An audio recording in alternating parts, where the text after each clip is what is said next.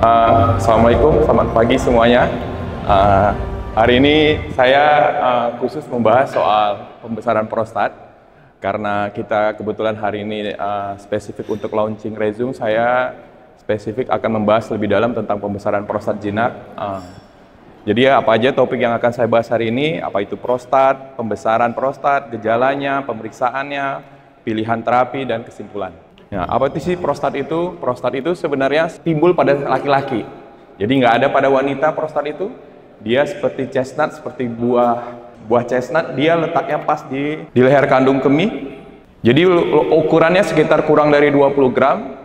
Dia sebenarnya fungsi utamanya itu memberikan nutrisi. Dia ada cairan yang memberikan nutrisi buat sperma sehingga berperan untuk reproduksi.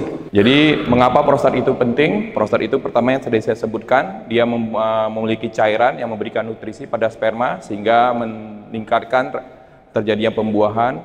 Kemudian lokasi prostat itu juga ada di leher. Dia mengelilingi saluran uretra bagian atas sehingga dia membantu mengalirkan urin dari dalam kandung kemih keluar, sehingga semua gejala atau masalah yang timbul di leher kandung kemih itu akan membuat terjadi gangguan kencing. Kemudian di prostat itu juga dipengaruhi pertumbuhannya oleh testosteron yang secara umum berperan untuk fungsi seksual dan kesehatan secara umum. Nah, jadi prostat itu sebenarnya penyakitnya cuma 3. Kalau ada yang bilang saya kena prostat, jadi salah juga ya, karena prostat itu normalnya kita laki-laki punya gitu. Jadi semua laki-laki harusnya kena prostat. Tapi penyakitnya tuh cuma 3. Ada infeksi, ada kanker, dan khusus untuk hari ini akan saya bahas lebih jauh tentang pembesaran prostat jinak. Nah, kalau infeksi itu atau prostatitis itu gejala iritatifnya atau gejala infeksinya jauh lebih dominan. Tadi Dr. Ben juga setelah menyebutkan tentang penanganan kanker prostat di sini. Nah, khusus untuk kanker prostat di awal-awal perjalanan penyakit itu hampir selalu tidak menimbulkan gejala. Karena itu sebenarnya early deteksi dini itu sangat penting ya. Nah, kemudian nanti kita akan membahas lebih lanjut tentang pembesaran prostat jinak. Ini tadi yang telah saya sampaikan sebelumnya. Jadi penyakit prostat itu cuma ada 3, infeksi, BPH atau pembesaran prostat jinak, benign prostat hyperplasia, dan prostat cancer atau kanker prostat. Nah, apa sih pembesaran prostat jinak itu? Jadi pembesaran prostat jinak itu karena dia tadi saya sebutkan sebelumnya lokasi prostat itu ada di leher daripada kandung kemih. Jika prostat itu membesar, dia mengganggu saluran uretra bagian atas. Itu kita lihat prostatnya membesar. Yang kanan itu prostatnya normal. Jadi kita lihat ketika terjadi pembesaran prostat jinak, jadi uretra atau saluran kencing bagian atas itu jadi tersumbat, sehingga flow dari kencing itu terganggu. Dia itu nggak bisa kita lawan. Prostat itu kalau saya suka mengumpamain ke pasien-pasien saya kayak uban, nggak bisa dilawan. Tapi karakteristiknya beda-beda setiap orang. Nggak ada orang yang uban yang sama antara si A, si B, si C. Jadi kalau ada yang bilang dok prostat bisa dicegah, nggak bisa kalau menurut saya. Pasti dia akan timbul. Apalagi berjalannya dengan umur. Itu seperti kita bilang, saya bisa muda terus nggak ya? Nggak mungkin juga ya, pasti semua orang mati dan tua ya. Nah, tapi kita bisa mencegahnya dengan memperlambat prosesnya. Nanti saya sampaikan tersebut. Nanti saya ceritakan lebih lanjut tentang itu. Jadi yang harus dipastikan bahwa pembesaran prostat jinak itu bukan kanker. Nah, jadi ini suatu hal yang berbeda dengan kanker prostat. Nah, ini yang tadi saya sebutkan, dia berjalannya umur, dia meningkat. Insiden, angka kejadian daripada pembesaran prostat jinak. Karena dia suatu proses aging proses. Jadi kita lihat pada laki-laki di atas 80 tahun 90% prostatnya udah membesar. Starting proses pembesaran itu mulai dari usia 40-an. Tapi mungkin bisa lebih cepat kalau kita gaya hidup living of life kita nggak terlalu sehat, jadi aging prosesnya bisa lebih cepat. Tapi secara umum bayangin itu 90% dari laki-laki yang di atas 80 tahun telah terjadi pembesaran prostat. Tapi bukan berarti 90% laki-laki yang di atas 80 tahun itu harus saya operasi. Bukan begitu ceritanya. Ini yang faktor-faktor yang tadi saya bilang yang kita bisa cegah. Ada hal-hal yang tidak bisa kita cegah. Umur, seperti usia dan genetik. Faktor usia dan genetik kan nggak mungkin kita cegah ya. Aging proses nggak mungkin kita cegah. Faktor keturunan nggak bisa kita cegah. Kita nggak bisa mesan sama Tuhan kita mau dari orang tua yang tidak ada faktor kanker prostatnya dan sebagainya. Itu tidak bisa dipesan. Yang bisa kita cegah gaya hidup, faktor kegemukan, obesitas, karena itu aktivitas fisik sangat penting, olahraga, gaya hidup sehat, merokok, ya Pasien suka menawar sama saya, dok saya bisa merokok nggak sehari atau 2 hari, yang biasanya 1-2 bungkus jadi setengah bungkus. Ya bagi saya sih, kalau menawar itu kan kalau kita membeli sesuatu yang bukan punya kita ya, membeli mobil, membeli rumah, kita nawar. Tapi biasanya kalau untuk hal kita pengen yang terbaik ya. Jadi kesehatan itu bukan untuk ditawar kalau bagi saya, jadi saya senyum-senyum aja. Kalau ditawar ya yang sakit bukan saya, nanti kalau sakit lagi paling balik ke saya bilang. Ini gejalanya. Dia basically ada gejala iritatif atau gejala storage dan ada gejala obstruktif atau gejala kencing, voiding symptom. Di sini bisa kita lihat, ya saya susah yang digambar yang di kiri ini kita lihat flow dari kencingnya masih bagus karena belum terjadi obstruksi atau sumbatan. Yang di kanan kita bisa lihat udah mulai terjadi pembesaran sehingga ada penekanan dari saluran kencingnya sehingga terjadi gangguan kencing. Di awal-awal dari timbulnya gejala pembesaran prostat jinak ini biasanya timbul gejala iritatif atau storage symptom. Jadi pasien biasanya kencing sering, kencing sering itu normalnya bapak-bapak atau ibu-ibu sekalian harus paham, laki-laki itu normalnya, bukan laki-laki aja sih, perempuan juga normalnya itu manusia itu kencing sehari itu cuma 6-8 kali. Jadi harus diperhatikan kalau orang yang kencing sering atau sudah terbiasa kencing sering, itu kencingnya biasanya kurang dari 3-4 jam sekali. Nah, satu gejala yang paling sering timbul pada laki-laki dengan pembesaran prostat jinak adalah kencing di malam hari atau nokturia. Kadang-kadang pasien saya suka, ya saya malam dok, kalau kencing sering dok. Nah, kencing seringnya itu bukan sebelum tidur, sesudah tidur. Jadi kita terbangun khusus untuk kencing.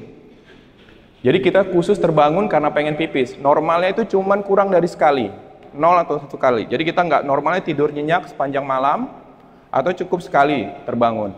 Tapi kalau kita udah sampai 3-4 kali, itu mungkin ada sesuatu.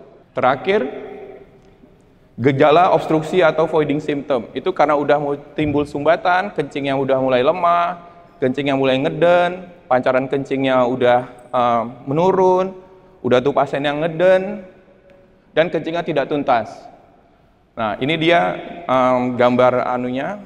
Jadi hesitansi itu kita buru-buru ke kamar mandi, pengen pipis, tapi ketika pengen pipis, nggak langsung keluar tuh. Tunggu proses lama dulu, dia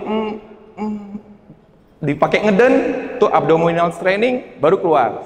Udah keluar, pancarannya lemah. Udah itu terputus-putus, kemudian setelah selesai kencing, nggak tuntas. Ini semua gejala-gejala dari pasien-pasien dengan pembesaran prostat. Nah, ini ada namanya IPSS, International Prostate Symptom Score. Ini biasanya kita ukur untuk pasien-pasien dengan gangguan kencing. Jadi normalnya itu di bawah 8, 0-7 itu ringan, sedangkan 8-19 itu gejala sedang, di atas 20 itu gejala berat. Biasanya pasien-pasien dengan gejala IPSS-nya, skornya itu 8 ke atas itu udah mulai kita mulai lakukan terapi, kita berikan terapi. Setelah itu apa yang kita lakukan? Biasanya kita lakukan pemeriksaan fisik, kita lakukan pemeriksaan ultrasound, dan kita lakukan uroflometri. Dari pemeriksaan fisik itu biasanya kita lakukan colok dubur. Dari colok dubur itu biasanya dokter bisa menilai seberapa besar pembesaran prostatnya. Tapi kadang-kadang nggak semua pasien saya saat ini udah mau dicolok-colok pantatnya. Jadi kadang-kadang langsung saya opsikan bisa kita lakukan ultrasound. Dari ultrasound itu bisa terlihat apakah prostatnya udah mulai membesar atau tidak. Tadi saya sebutkan salah satu manifestasi dari gangguan kencing itu adalah pancaran kencingnya yang udah melemah.